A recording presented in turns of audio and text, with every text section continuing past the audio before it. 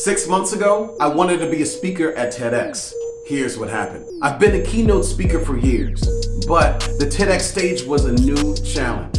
So, I rearranged my schedule, dedicating 30 minutes each weekday to TEDx prep. I searched websites, applied to events, rewrote applications, and sent countless emails. But it was more than just hard work. I knew I had a great idea worth sharing. So, when I finally got the email from TEDx Camden, I was ecstatic. But that was just the beginning. Over the next 48 days, I'll share my journey, tips, and behind-the-scenes prep. But there's a catch. If this channel doesn't reach 5,000 followers by the time I give my TEDx talk on January 13th, all the content will be removed. So what's the first major hurdle after my acceptance? Tune in tomorrow for part 2. Getting into TEDx was a dream, but the hard part was just starting. 6 months earlier, I've been speaking at Rotary conferences, sharing ideas that I thought were pretty solid. But adapting them for TEDx? That was a whole different story. As I stripped away the Rotary specific parts, my big idea started to shrink. Pages of thoughts condensed into just a few sentences. Doubt crept in. Was my idea even good enough? A week after getting accepted, I was close to quitting. But then I remembered an old saying, how do you eat an elephant? One bite at a time. Yummy. So I buckled down, determined to rebuild my talk piece by piece.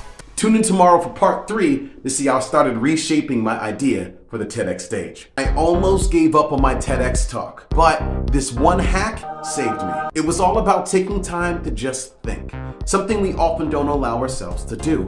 I needed a fresh perspective on my idea, which revolved around redefining a single word. Society had its definition, but it felt off to me. So, I stopped trying to fit my thoughts into that mold. Instead, I spent hours walking, talking to myself, challenging every angle of the word. These weren't just strolls, these were my think tanks. This shift in approach was my breakthrough. I wasn't just looking for facts to support my idea anymore. I was reimagining the idea itself. It was like piecing together a puzzle from a whole new perspective. Tune in tomorrow for part 4 to find out how this reimagined perspective led to a major turning point in my TEDx preparation. Data isn't enough. A convincing idea needs these 3 things. First, stories. Storytelling is key, but I soon found myself with a talk that was 25 whopping minutes. Trimming it down was essential, but it was challenging. The second element, examples. They injected life into my data, but finding the balance between rich detail and concise delivery was tricky. My talk was informative, but still too long. That's when the third element clicked, the takeaways. It wasn't just about the stories or the examples.